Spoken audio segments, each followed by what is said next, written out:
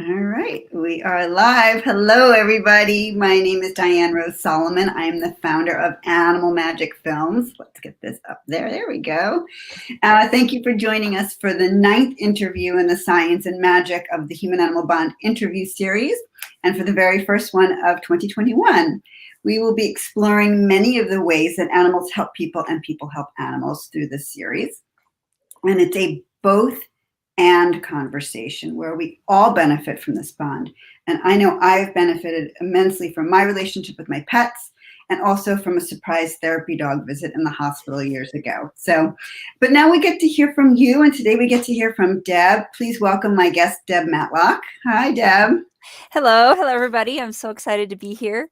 I'm so excited that you're here. It's so good to see you. I met Deb a few years ago. We were both panelists during a Humane Education program. And we've connected a bunch of times since then. We even got to have breakfast in person last year, which was great. And I've taken some of her courses that she teaches, which maybe we'll talk about today. And the more I learn about you, Deb, the more I appreciate how deep and wide your interests are and your talents are. So it's really great to know you. So here's a little bit about Deb's bio, and then we'll talk to Deb. So Deb Matlock grew up in the mountains of Colorado, and she's deeply committed to nurturing the connection between people, animals, earth, and spirit. She has spent 25 years working as a professional environmental and humane educator and naturalist. Additionally, she offers shamanic-style spiritual guidance, animal communication, nature connection workshops, and retreats through her business, Wild Rhythms. She's passionate about helping people find connection and deep spiritual meaning in their lives and in the places where they live. Deb holds a master's in environmental education, and she's pursuing her doctoral degree in environmental studies. And her research focus is interspecies communication with wild nature, which I find fascinating. So, Deb, I love how your work is so deeply connected to earth, nature, animals, spirit. It feels like you do so many different things, but it's also connected. Please tell me a little bit about the work that you do, how you got started. Go.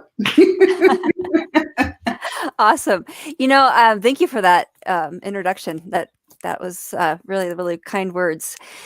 I think all this work, like you said, is interconnected in a way that, to me, on the one hand, it feels like all the same thing. Mm-hmm. Whether we're connecting with the natural world, focusing on our relationship with our dogs, or our sense of ourself, our spirituality and our sense of ourself as spiritual beings. It's all, in my mind, about deep connection and living in a way that is conscious about that connection, that sort of sacred relationship we can have with all of life around us all the time.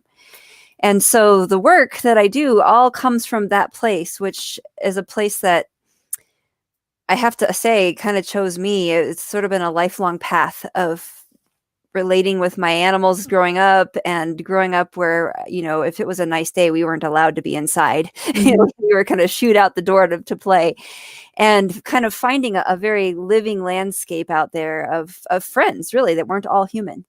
And from that kind of morphed into my career in environmental and humane education, and then moving into the spiritual work as well as an offshoot of that. So it's kind of been a natural journey of my own experience of deep connection and what that means and what it really feels like and how I express that. That's great. And so how did you know that, and by the way, I can totally relate to go outside and play. Like there's no indoors right now. I totally get that. But how did you then make that transition from this is how I was as a kid to this is what I want to study and this is what I want to teach, and how did you make that connection, and what happened in between? Was it always that, or did you do other things, or? Yeah, no, that's a little bit of both. I did do other things a little bit. I was pursuing dance, actually, junior high and high school, and when I first went to college, I was actually a dance performance major, and wanted to perform and do theater and things. And what I found in that process, though, was that what I really loved was the nature connection pieces of that, of dance and movement and all of those things, and that I found that really missing. When I was in a dark theater for hours on end rehearsing for a show, my heart wanted to be outside. Mm-hmm. My heart wanted to be working with animals, and somehow blending those things together, and so so I did take a little journey that direction. I have woven big pieces of that back into the work I do now because I really love the art pieces and the expressive pieces. But the other piece, the relationship and the animal and nature communication pieces and stuff were very natural as a child. And then as I moved into my teenage years, I went through a phase of, obviously, this is completely, I'm off my rocker. I have to shut all this down. Mhm. There were, I wasn't seeing in my culture or hearing voices that were saying to me, this is normal. This is what humans have done across cultures since the dawn of humanity. There was not that voice in my life. And so I decided to try to ostracize this, pretend it wasn't there. So late teens into early 20s, these things were still happening, but I was keeping it very much under wraps. And keeping it under wraps from yourself too, or just to the outside world? mostly to the outside world, a little bit to myself as well. There was a little bit of that internal argument going on of, obviously you're making this up. Clearly you just didn't get enough sleep last night, or I had 1,001 excuses. But what I found over time was my relationships with the world around me and the experiences I was having started to be more important to me than the fight I was having with myself and my personal fears and my ego concerns about it. And so then that launched into a process of basically healing that part and reclaiming it, and then also developing it further, and then getting to where things are today, which is my passion of sharing that with others and helping others to develop that for themselves. So yeah, we're talking decades of experience of going up and down a roller coaster that I tried to jump off a few times because, that it just was, I didn't want to be doing something that I thought was not acceptable.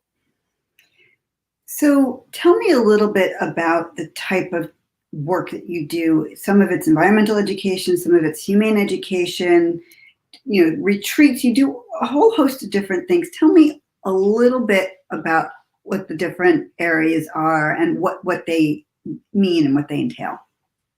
Sure. So yeah, I'll start with group work and then move to one-on-one. So with groups, I love to do workshops, sacred nature connection workshops. I love to do presentations and workshops, even in indoor settings where it's talking about those topics of deepening our connection, whether it's to the natural world or to the animals we live with.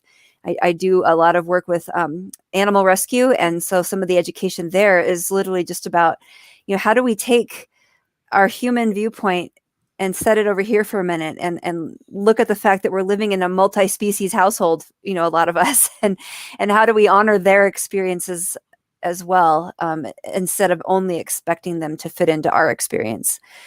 And so those sorts of things are, I just love teaching and doing those kind of workshops and working with people around all those topics. Nature connection workshops out in the field is lovely, getting outdoors together on the trail, kind of being out in the natural world. This past year, a lot of that happened virtually. And what I learned was that is pretty awesome as well, is to have people from a lot of different places come together and then go off on their own and then come back together again. We can learn a lot about our world that way.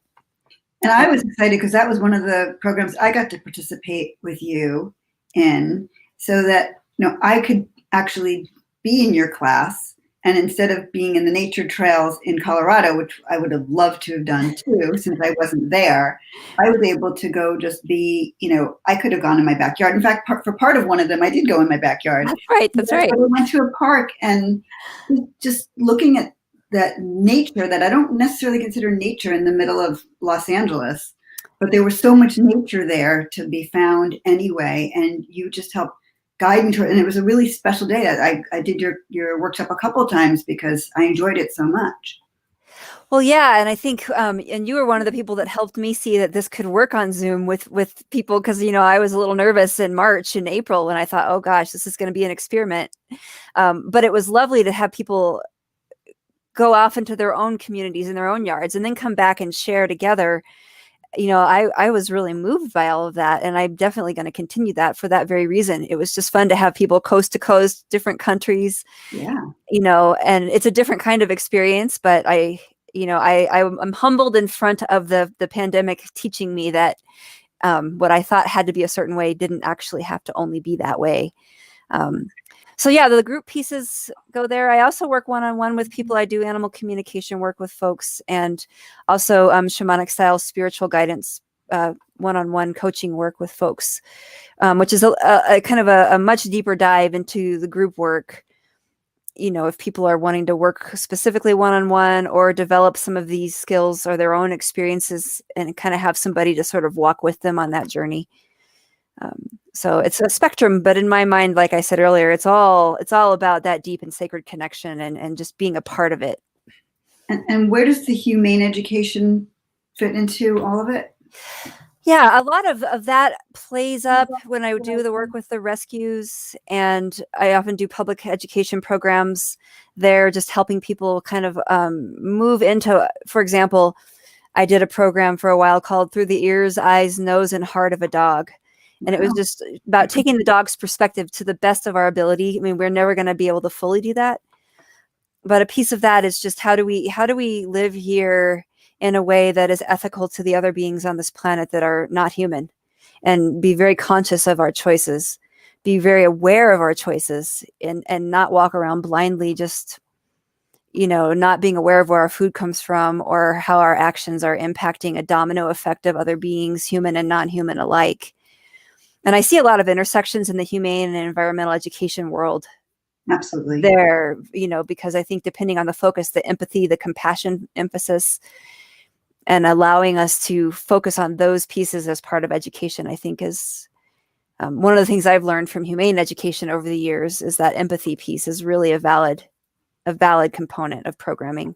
Yeah, and I believe everything's connected anyway. And if we're learning to be kind to animals, which for some people is like, being kind to your dog might be the easiest way, it's like your starter kit, and then maybe it helps map over to the environment or vice versa, and sometimes, especially kids, I mean, really any age, we're all ripe to learn what's next to learn about, right? And to become more compassionate. And we're all always learning, at least I hope we are, Yeah, I think that's true. I think it's lifelong. I mean, I feel like one of my personal goals for myself is to be at the end of my life, whenever that is.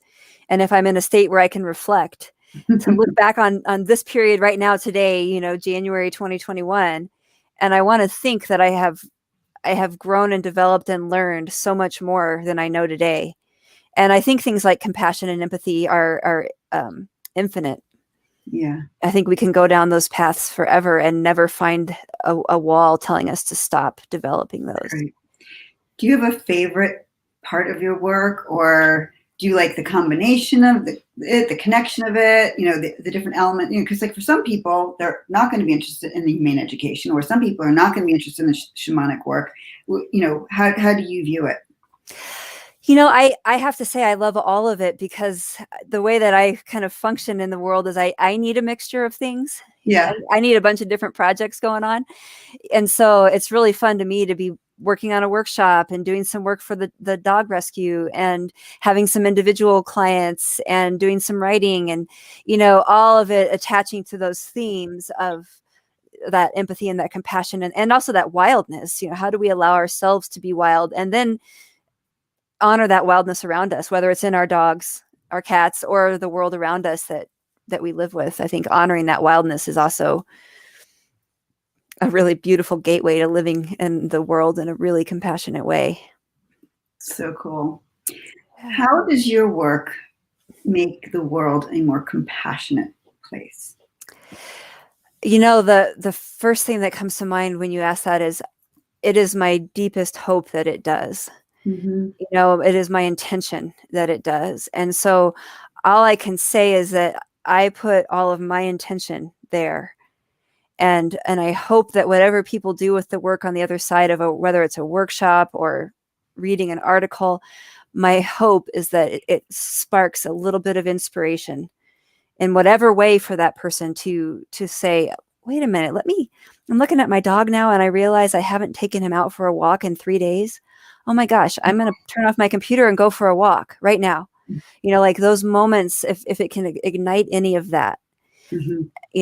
my hope is, and I feel like if I can just keep that focus and that intention in what I'm putting out there, because of course, in this world, our work goes and lives on, Yeah. and we may not know all the ways it does or doesn't do. But I think if it's giving inspiration and in some cases permission, I Mhm. have had people over the years say, I didn't know that I could live with my dog that way, or I didn't know that I could look at the world, my garden that way.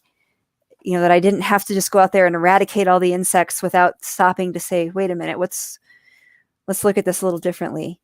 Um, so I think that was kind of a circular answer to your question, which was a beautiful question. You've No, obviously got me off in this. it's great. And when you're talking about, like, I haven't walked my dog in a few days, and I know that that's, for some people, they don't walk their dog every day. My dog, that wouldn't work. Because you've seen the videos of like the dogs like jumping on your computer and pawing your hand away. That's my dog. He's done that before. Like, we're going for a walk.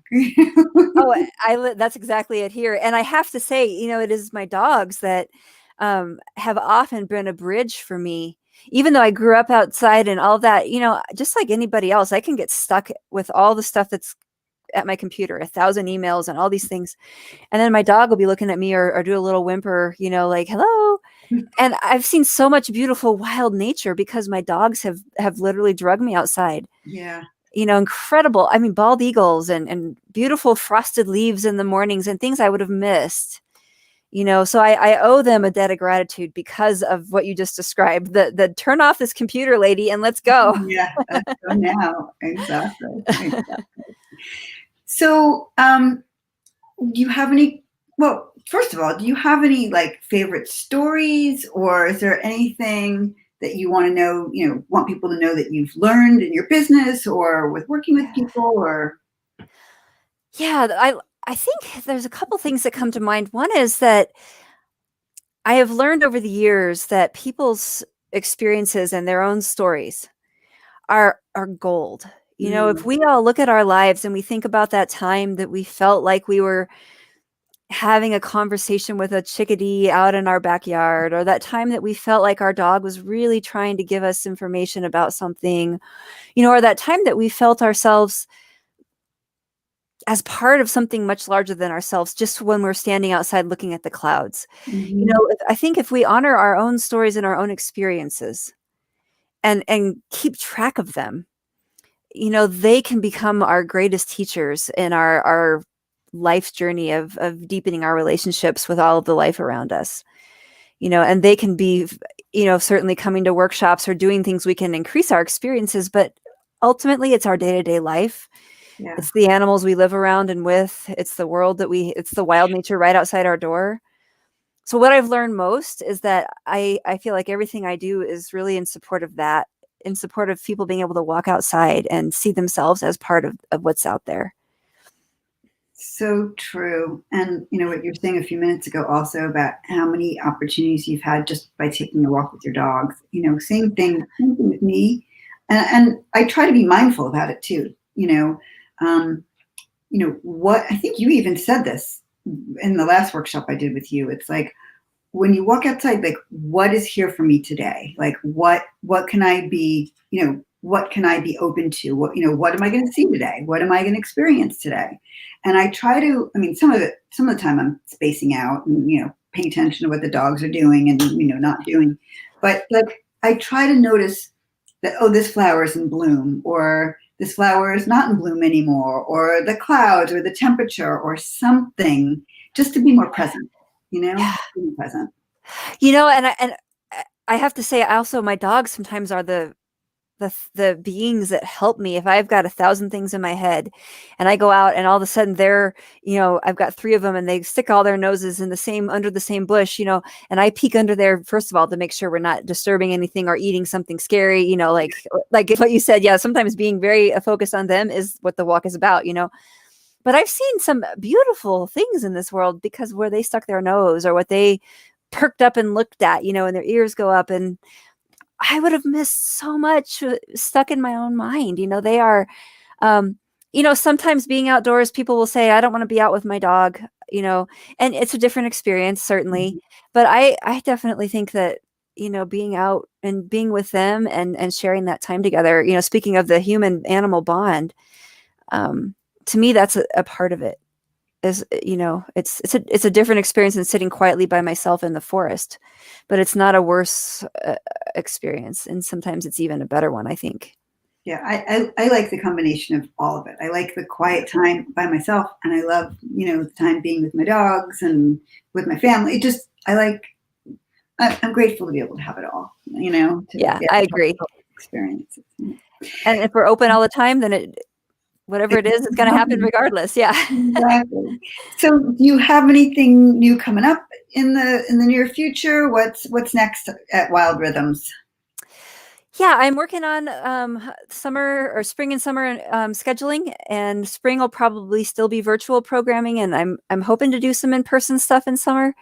Again, I'm going to be watching closely the COVID health issues with that, but I am tentatively putting some stuff out later in the year. So hopefully we can do some of those things, and then bring together people from different places virtually. But if people are in the Colorado area over the summer, it'd be fun to connect in person too.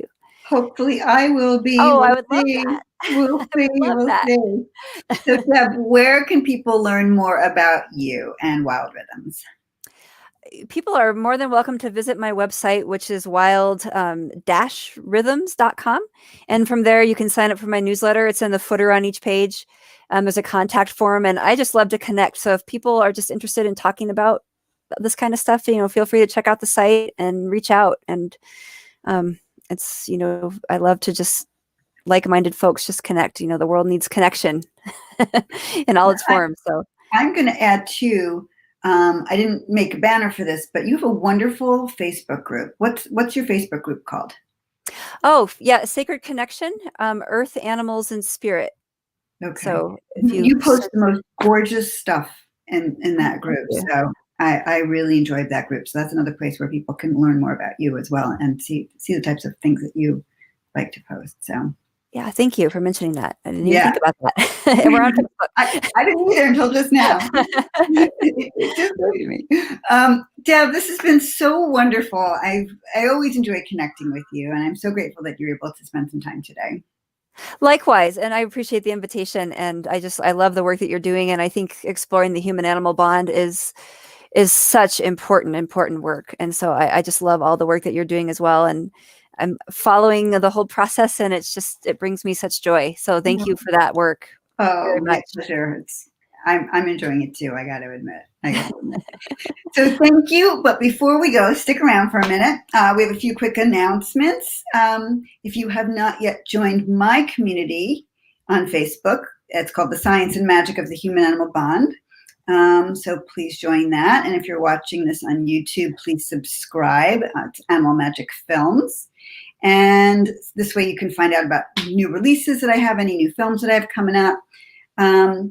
What else? Oh, if you have a human animal bond story that you'd like to share and maybe have a conversation with me like this, or just something to share on my website, you can email me at diane@animalmagicfilms.com, and please visit us there at animalmagicfilms.com to join our community and learn about any upcoming films and news that's going on there. So I think that's it. Let's put your stuff back up there before we say goodbye. Thank you again, Deb. Thanks to everybody who spent some time with us this afternoon or this evening, whenever you're watching this, or tomorrow morning. And we'll be back here next Tuesday with another fabulous guest. Thanks, Deb. Yeah. Take care. Thank you, Diane. Bye-bye. Bye-bye.